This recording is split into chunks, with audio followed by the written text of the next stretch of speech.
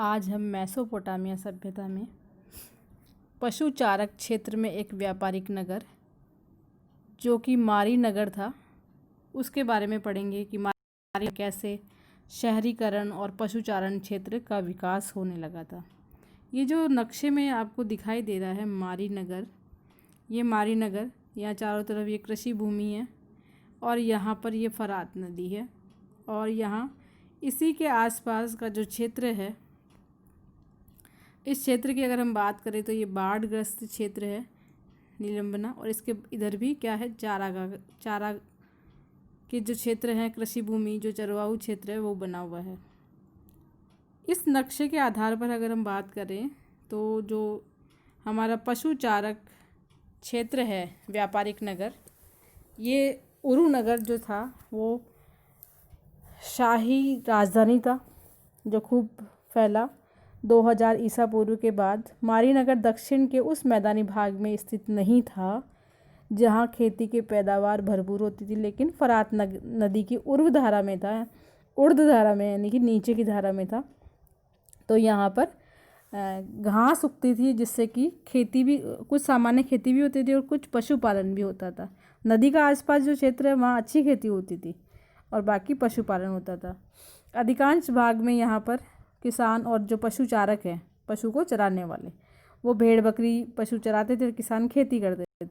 पशुचारक केवल पशु चराते थे, इसलिए अगर उनको आवश्यकता होती अनाज की, धातु की या औजार की, तो वे अपने पशुओं का पनीर, चमड़ा, मांस इनको बेच करके इनके बदले में ये वस्तुएं प्राप्त करते थे।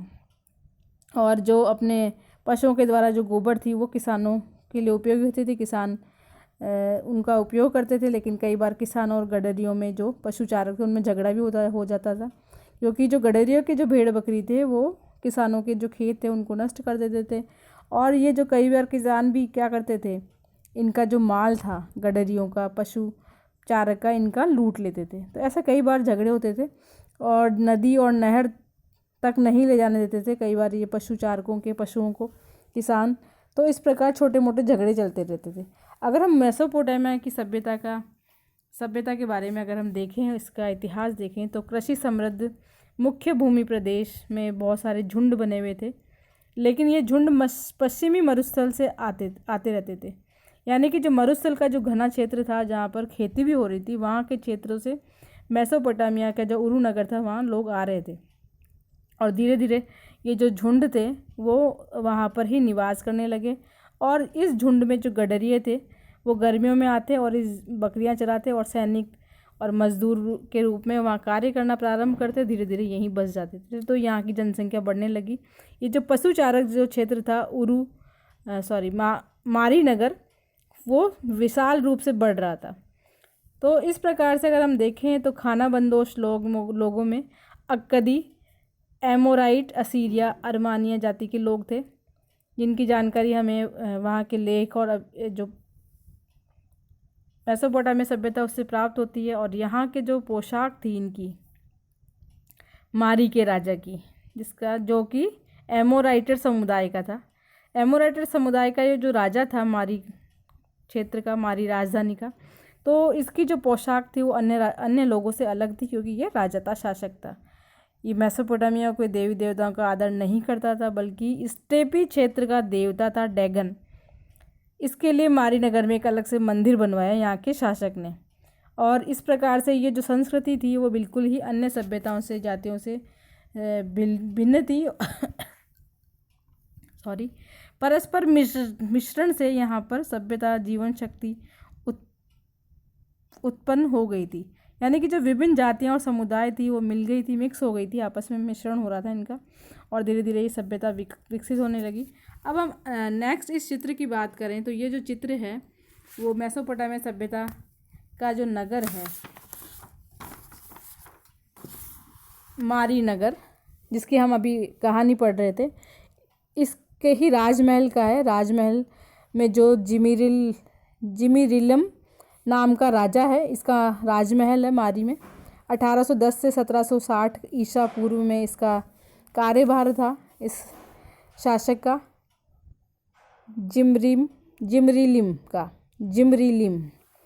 ये जो यहाँ पर सभागृह बना हुआ है, बाहरी आंगन बना हुआ है और भीतरी आंगन और कुछ कुएं और प्रवेश द्वार बने हैं, शाही निवास अलग से बने हुए हैं। तो इस प्रकार से, और यहीं पास में एक रसोई बनी हुई है। ये सब अवशेष के रूप में प्राप्त हुए हैं। शौचालय, स्नानागार मिले हैं, कुछ भित्ति दीवारों पर चित्र मिले हैं दीवारों पर, और इसी प्रकार से अलग अलग जो लिपिक जो कार्य कर रहे थे उनका है चित्र, और मैदानों का चित्र भी यहाँ प्राप्त होता है। अगर हम इस कहानी की बात करें,